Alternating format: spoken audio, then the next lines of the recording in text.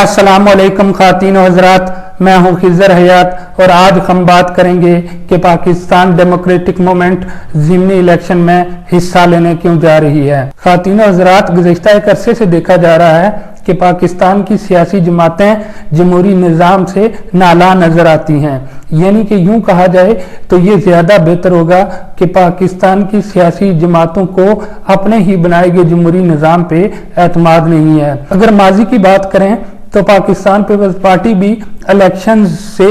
दूरी इख्तियार कर चुकी है, जबकि पाकिस्तान मुस्लिम लीग नून समेत मुल्क की छोटी बड़ी मुतअद्दिद सियासी जमातें भी इलेक्शन से कई बार दूरी इख्तियार कर चुकी हैं।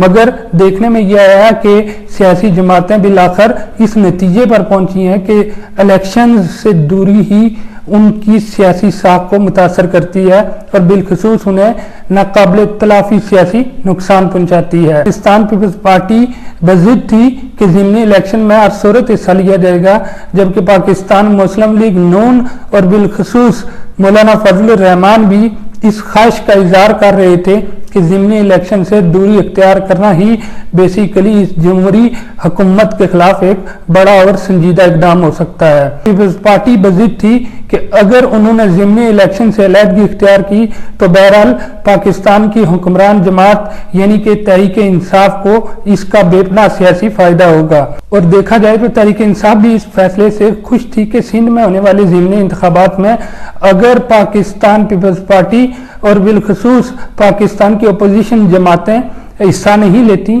तो उन्हें किसी बड़ी सियासी मज़ामत का सामना नहीं करना पड़ेगा, जिसकी वजह से वो इलेक्शन में बआसानी जीत सकते हैं।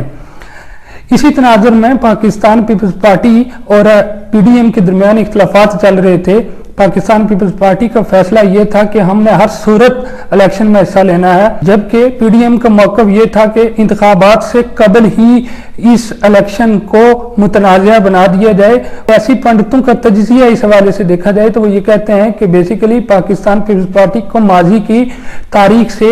एक वसी और तल्ख तजर्बा है कि अगर हम इलेक्शन से दूर रहे तो इसका फायदा बहरहाल उन्हीं कुव्वतों को होगा जिनके खिलाफ हम लड़ रहे हैं। बहरहाल इस तवील कशमकश के दौरान बेशुमार इख्तिलाफात की खबरें आती रहीं और यूं पीडीएम बार बार इससे इनकार भी करती रही, इसकी तरदीद भी करती रही। लेकिन आज मौलाना फजल रहमान ने इस हवाले से चुप का रोजा तोड़ा और वाज़ेह तौर पर प्रेस कॉन्फ्रेंस करते हुए बरमला कहा कि पाकिस्तान की तमाम सियासी जमातें जो कि पीडीएम का हिस्सा हैं, उन्होंने मुश्तरका तौर पर यह फैसला किया है कि वो ज़िमनी इलेक्शंस में हिस्सा लेंगे। अगर Pakistan democratic movement in elections में हिस्सा नहीं लेती तो इसको दो बड़े सियासी नुकसान होंगे। एक ये कि सिंध में ज़िमनी इलेक्शंस के बाद पाकिस्तान तहरीक इंसाफ बराह रास्त किसी बड़ी मज़म्मत के बगैर ही जीत जाएगी, और दूसरा इसको सबसे बड़ा नुकसान ये होगा कि जिस जमहूरी निज़ाम को ये बेहतर बनाने की कोशिश कर रहे हैं,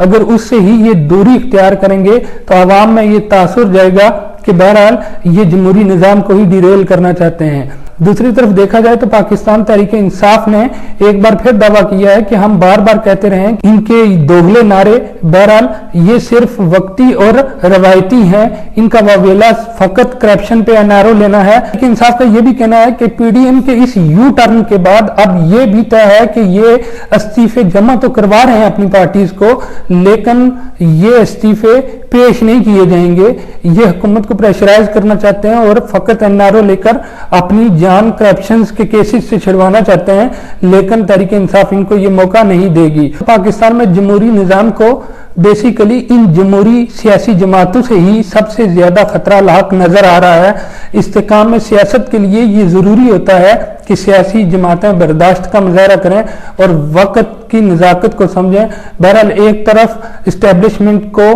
बार बार ललकारना और दूसरी तरफ सियासी हुकूमत को डिरेल करने के लिए अपनी पूरी कुव्वत ज़ाया कर देने से मुराद ये है कि बेसिकली ना ही आपको मुल्क की सलामती से हमदर्दी है और ना ही आपको अपने जमहूरी निज़ाम से कोई खास हमदर्दी है। लेकिन इस हवाले से ये तय है कि अगर ये जमहूरी निज़ाम डिरेल हुआ तो इसका नुकसान उन सियासी जमातों को भी होगा जो इसके खिलाफ इक़दाम में मुलव्वस हैं।